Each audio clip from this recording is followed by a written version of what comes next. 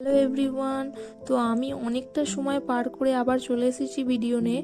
তো আমি কিন্তু খালি হাতে আসিনি, দুটো বস্তা নিয়ে এসেছি আবার খাবারের।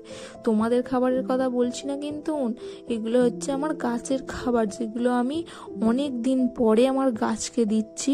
তো গাছগুলো আগে আমি মাটিতে বসিয়ে যেটুকু বড় হয়েছে হয়েছে, তো তারপরে আমি অনেকদিন পরেই সারটা দিচ্ছি, কারণ আমি এরমভাবেই দিই।